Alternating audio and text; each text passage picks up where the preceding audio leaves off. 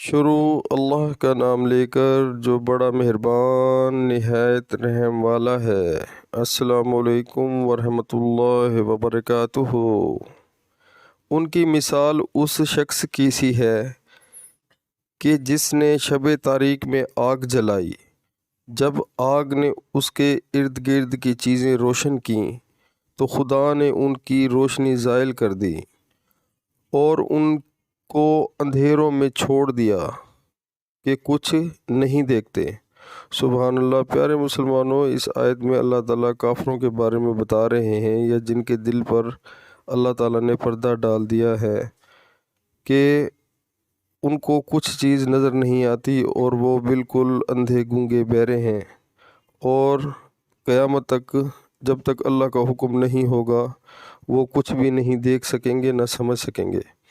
پیارے مسلمانوں، ہمیں اللہ کا شکر ادا کرنا چاہیے کہ اللہ تعالیٰ نے ہمیں مسلمان پیدا کیا ہے، اور خاص طور پر حضور پاک صلی اللہ علیہ وآلہ وسلم کی امت میں سے پیدا کیا ہے۔ تو پیارے مسلمانوں، نہایت افسوس سے کہنا پڑتا ہے کہ آج ہم بہت سے لوگ اللہ تعالیٰ کو بھول چکے ہیں، اور قرآن پاک میں جتنے اللہ نے حکم دیے ہیں ان سب کو تقریباً بھول چکے ہیں۔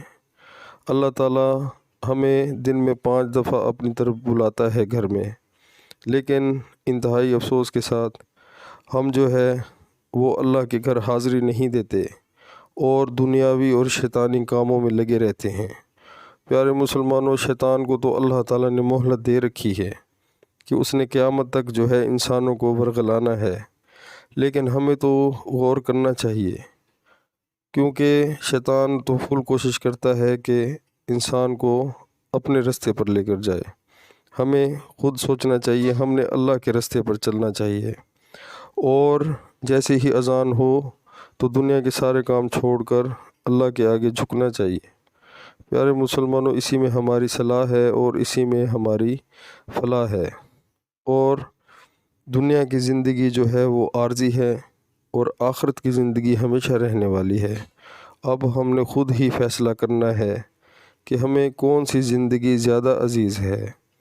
پیارے مسلمانوں، جتنا ہو سکتا ہے قبر کو یاد کرو۔ بالکل یہ جو مال دولت سب یہیں رہ جائے گا، اور ہمیں وہی 6 فٹ کی جگہ نصیب پتہ نہیں ہوتی ہے کہ نہیں۔ آج ہی سے توبہ طیب ہو جائیں اور تمام غلط کام چھوڑ کر اللہ سے توبہ کریں، اسی میں ہماری صلاح اور فلاح ہے۔ انشاءاللہ بہت فائدہ ہوگا، عمل کریں۔ السلام علیکم ورحمۃ اللہ وبرکاتہ۔